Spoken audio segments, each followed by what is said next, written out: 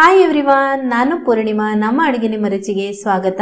ಇವತ್ತು ನಾನೊಂದು ಡಿಫ್ರೆಂಟ್ ಆಗಿರುವಂತಹ ಸಿಹಿ ಪೊಂಗಲ್ ರೆಸಿಪಿಯನ್ನು ನಿಮಗೆ ತೋರಿಸ್ತಾ ಇದ್ದೀನಿ. ಅಕ್ಕಿ ಹೆಸರು ಬೇಳೆ ಅಲ್ಲದೆ ಇನ್ನೊಂದು ವಸ್ತುವನ್ನು ಹಾಕಿ ನಾನು ಇದರಲ್ಲಿ ಮಾಡ್ತಾ ಇದ್ದೀನಿ. ಈ ವಿಡಿಯೋ ಇಷ್ಟ ಆದರೆ ಒಂದು like, share, comment and subscribe ಮಾಡೋದು ಮರಿಬೇಡಿ. ಈ ಸಿಹಿ ಪೊಂಗಲ್ಗೆ ಹೆಸರು ಬೇಳೆಯನ್ನು ಸ್ವಲ್ಪ ಕಡಿಮೆ ಹಾಕ್ತಾ ಇದ್ದೀನಿ, ಬೇರೆ ಪದಾರ್ಥಗಳನ್ನು ಜಾಸ್ತಿ ಹಾಕ್ತಾ ಇದ್ದೀನಿ. ಅದು ಯಾವುದು ಅಂತ ಮತ್ತೆ ನೋಡೋಣ. ನಾನಿಲ್ಲಿ 3 ಸ್ಪೂನ್ನಷ್ಟು ಹೆಸರು ಬೇಳೆಯನ್ನು ಇಲ್ಲಿ ಡ್ರೈ ಆಗಿ ರೋಸ್ಟ್ ಮಾಡ್ಕೊಳ್ತಾ ಇದ್ದೀನಿ. ಸುಮಾರು 1 ನಿಮಿಷಗಳ ಕಾಲ ಇದನ್ನು ರೋಸ್ಟ್ ಮಾಡ್ಕೊಳ್ಳಿ. ಹೆಸರು ಬೇಳೆಯನ್ನು ಹುರಿದಾದ್ಮೇಲೆ ನಾವು ಇದನ್ನು ತೊಳಿಬೇಕು. ಈಗ ಫಸ್ಟ್ ಇದನ್ನು ಡ್ರೈ ರೋಸ್ಟ್ ಮಾಡ್ಕೊಳ್ಳೋಣ. ಜಾಸ್ತಿ ಕಪ್ಪಗಾಗಬಾರ್ದು, ನೋಡಿ ಈ ಕಲರ್ಗೆ ಬರಬೇಕು. ಇಷ್ಟಾದರೆ ಸಾಕು. ಗ್ಯಾಸ್ ಆಫ್ ಮಾಡ್ಕೊಂಡಿದ್ದೀನಿ.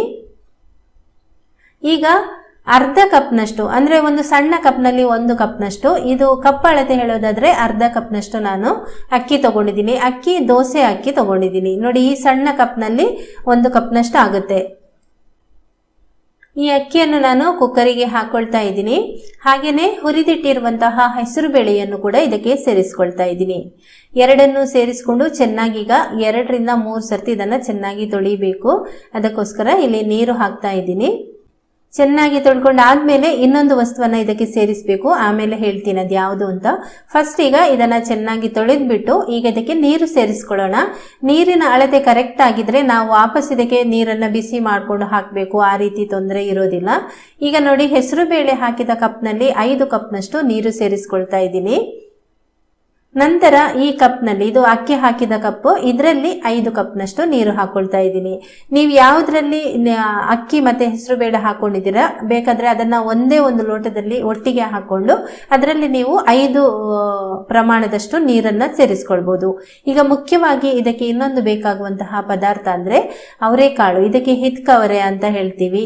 ಅವರೆಕಾಳನ್ನು ರಾತ್ರಿ ಇಡೀ ನೆನೆಸ್ಬಿಟ್ಟು ಬೆಳಿಗ್ಗೆ ಅದರ ಸಿಪ್ಪೆ ತೆಗೆದ್ರೆ ನೋಡಿ ಈ ರೀತಿ ಆಗುತ್ತೆ.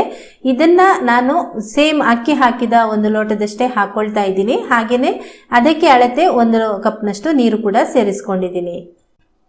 ಕುಕ್ಕರನ್ನು ಒಲೆ ಮೇಲೆ ಇಟ್ಟಿದ್ದೀನಿ. 1 ಸ್ಪೂನ್ನಷ್ಟು ತುಪ್ಪ ಕೂಡ ಹಾಕೊಳ್ತಾ ಇದ್ದೀನಿ. ನಂತರ ಇದರ ಮುಚ್ಚಳ ಮುಚ್ಚಿ 5 ವಿಷಲ್ ಮಾಡ್ಕೊಳ್ಳಿ. ಸಿಹಿ ಪೊಂಗಲ್ಗೆ ಚೆನ್ನಾಗಿ ಬೆಂದಷ್ಟು ಚೆನ್ನಾಗಿರುತ್ತೆ.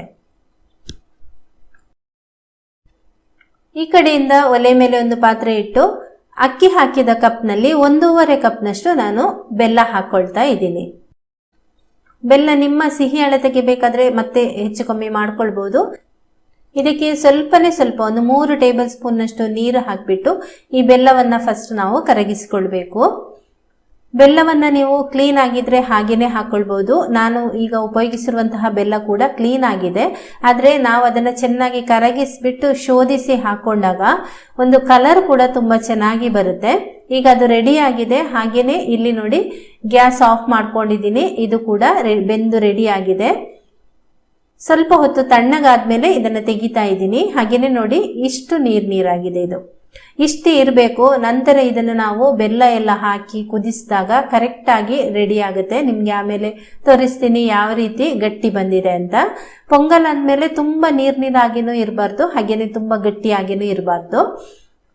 ಈಗ ಒಲೆ ಮೇಲೆ ಒಂದು ಬಾಣಲೆಯನ್ನಿಟ್ಟು ಅದರಲ್ಲಿ ಸ್ವಲ್ಪ ತುಪ್ಪ ಹಾಕೊಳ್ತಾ ಇದ್ದೀನಿ. ಈ ತುಪ್ಪ ಕೂಡ ಹಾಗೇನೆ ನಿಮ್ಮ ಒಂದು ರುಚಿಗೆ ಅನುಸಾರವಾಗಿ ನೀವು ಹಾಕೊಳ್ಬಹುದು. ಇಲ್ಲಿ ನಾನು ಒಂದು ಕರಗಿರುವಂತಹ ಈ ತುಪ್ಪವನ್ನು 3 ಸ್ಪೂನ್ನಷ್ಟು ತೆಗೆದಿಡ್ತಾ ಇದ್ದೀನಿ. ಇದನ್ನ ಕೊನೆಗೆ ನಾನು ಹಾಕೊಳ್ತೀನಿ, ಅದಕ್ಕೋಸ್ಕರ. ಈಗ ಈ ತುಪ್ಪಕ್ಕೆ ಸ್ವಲ್ಪ ಗೋಡಂಬಿ ಹಾಕೊಂಡಿದ್ದೀನಿ. ಗೋಡಂಬಿ ಸ್ವಲ್ಪ ಬಿಸಿ ಆದ್ಮೇಲೆ ಇದಕ್ಕೆ ದ್ರಾಕ್ಷಿ ಹಾಕೊಳ್ತಾ ಇದ್ದೀನಿ. ಎರಡನ್ನೂ ಸ್ವಲ್ಪ ಹೊತ್ತು ಇದನ್ನ ಫ್ರೈ ಮಾಡ್ಕೊಳ್ಳೋಣ. ಇವೆರಡು ಈಗ ಚೆನ್ನಾಗಿ ಫ್ರೈ ಆಗಿದೆ. ಇದರಲ್ಲಿ ಕೂಡ ಸ್ವಲ್ಪ ತೆಗೆದಿಡ್ತಾ ಇದ್ದೀನಿ ಕೊನೆಯದಾಗಿ ಹಾಕೊಳ್ಳೋದಿಕ್ಕೆ. ಈಗ ಇದಕ್ಕೆ ನಾವು ಬೆಂದಿರುವಂತಹ ಅನ್ನ, ಹೆಸರು ಬೇಳೆಯನ್ನ ಸೇರಿಸ್ಕೊಳ್ಬೇಕು. ನಂತರ ಕರಗಿಸಿರುವಂತಹ ಈ ಬೆಲ್ಲವನ್ನ ಈ ರೀತಿ ಶೋಧಿಸಿ ಹಾಕೊಳ್ಳಿ.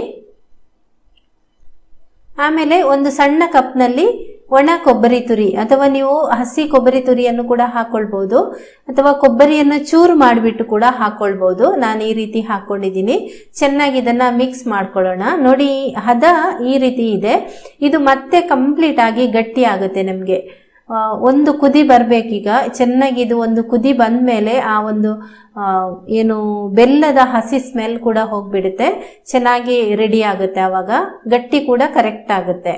ಈಗ ಒಂದು ಸ್ವಲ್ಪ ನಾನಿಲ್ಲಿ ಉಪ್ಪು ಹಾಕೊಳ್ತಾ ಇದ್ದೀನಿ. ಉಪ್ಪು ಹಾಕಲಿಲ್ಲ ಅಂದರೆ ನಮಗೆ ರುಚಿ ಸಪ್ಪೆ ಸಪ್ಪೆ ಅಂತ ಅನಿಸುತ್ತೆ. ಒಂದು ಸ್ವಲ್ಪನಾದರೂ ಉಪ್ಪು ಹಾಕಬೇಕು. ಜಾಸ್ತಿ ಹಾಕಬೇಡಿ, ಒಂದು 1/4 ಸ್ಪೂನ್ಗಿಂತಲೂ ಸ್ವಲ್ಪ ಕಮ್ಮಿ ಹಾಕೊಳ್ಳಿ. ಈಗ ಹದ ನೋಡಿ, ಒಂದು ಕುದಿ ಬಂದಮೇಲೆ ಕರೆಕ್ಟ್ ಆಗಿದೆ. ನಾನಿಲ್ಲಿ ಏಲಕ್ಕಿ ಪುಡಿಯನ್ನು ಕೂಡ ಸ್ವಲ್ಪ ಸೇರಿಸ್ಕೊಂಡಿದ್ದೀನಿ. ಕೊನೆಯದಾಗಿ ಇದಕ್ಕೆ ತುಪ್ಪ ಹಾಕೊಂಡು ಡ್ರೈ ಫ್ರೂಟ್ಸ್ಗಳನ್ನು ಹಾಕೊಂಡ್ರೆ ಇದು ರೆಡಿ ಆಗುತ್ತೆ. ಹದ ನೋಡಿ ಕೊನೆಯದಾಗಿ ಈ ಹದಕ್ಕೆ ಇರಬೇಕು. ಇದು ತಣ್ಣಗಾದ್ಮೇಲೆ ಇನ್ನು ಕೂಡ ಗಟ್ಟಿ ಆಗುತ್ತೆ. ಕರೆಕ್ಟ್ ಆದ ಹದಕ್ಕೆ ಬರುತ್ತೆ. ಈಗ ಇಲ್ಲಿ ನಾನು ತೋರಿಸ್ತೀನಿ ಯಾವ ಹದಕ್ಕೆ ಇದು ಬಂದಿದೆ ಅಂತ. ಓಕೆ ಫ್ರೆಂಡ್ಸ್, ಈ ಒಂದು ರೆಸಿಪಿ ನಿಮಗೆ ಇಷ್ಟ ಆಗಿದ್ರೆ ಒಂದು ಲೈಕ್ ಮಾಡಿ, ಹಾಗೆಯೇ ಶೇರ್ ಮಾಡಿ.